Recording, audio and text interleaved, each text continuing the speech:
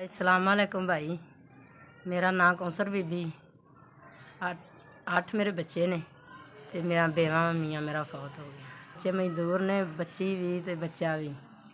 ते बच्ची जिहड़ी है ना वो जेनों मैं दी ना मेहनत मजदूरी करके बच्चे पालने। 8 बच्चे ने, मैं एक दी भी शादी नहीं की है, जोगी नहीं है इन्हां दी शादी करन जोगी कि मेरे भैन भरा भी साथ नहीं देंगे। बच्चे मजदूर ने, इन्हां नूं पालना सामभना बड़ा औखा है। अपना नाम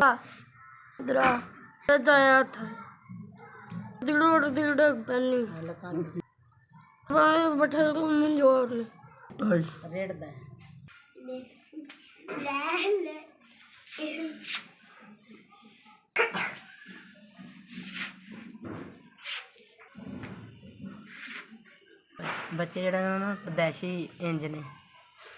खाना पियाना मेरे वास्ते बड़ा औखा है, कदी मिल जाती रोटी कदी नहीं मिलती। रोटी करना पूरी करने वास्ते ना मैं लोगों की मेहनत मजदूरी करनी है, बुरकी रोटी भी बच्चों को लिया के देनी।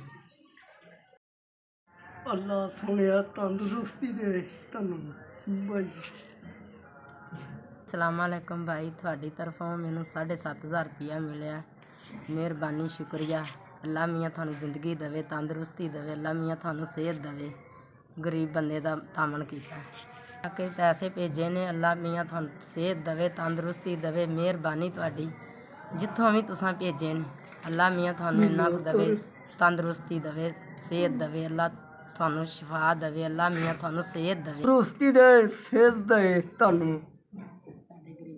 अल्लाह तुहाडे बच्चे जीन, जिन्ना सानू पैसे घल्ले ने भी दुआई भी अपने वास्ते के खावांगे। रो पैसे घल्ले ने भैन भरा मजदूरां। अल्लाह खुश रख बाद रखे, खैर होवे बच्चे जी तेरे से दे।